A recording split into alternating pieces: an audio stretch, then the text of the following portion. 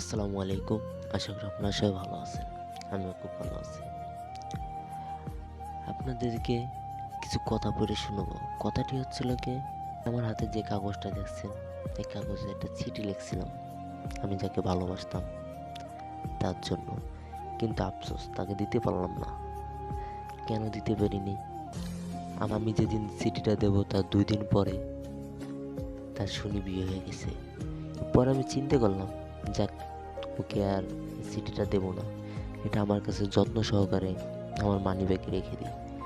দীর্ঘ 1.5 বছর ধরে আমার মানিব্যাগে চিঠিটা পড়ে রয়েছে। খালি ওর কথা বারবার মনে পড়তেছে। এখানে চিঠিটা খুলে বাইর করলাম। বাইর করে নিয়ত করছি, যাক, সবাইকে জানাই দিই ভিডিওর মাধ্যমে। মনোযোগ দিয়ে শুনেন। প্রিয় শারমিন, তুমি হয়তো জানো না আমি তোমাকে ভালোবাসি। হয়তো তুমিও আমাকে ভালোবাসো। আমার মতে ভালোবাসা এটা মূল্যবান জিনিস। আশা করি তুমি এটাকে সম্মান করো। আমি তোমাকে 2 দিনের জন্য নয়, সারা জীবনের জন্য চাই। হয়তো সম্পর্কটা হলো এটা পবিত্র জিনিস। আমি কখনো চাই না তুমি আমার থেকে আলাদা হয়ে যাও। আমি চাই তুমি সারা জীবন আমার হয়ে যাও। আই লাভ ইউ কলিজা। আমি তোমাকে ভালোবাসি। Sharmin my first love. Sharmin my love you. এটি তোমার ভালোবাসা রিফাত।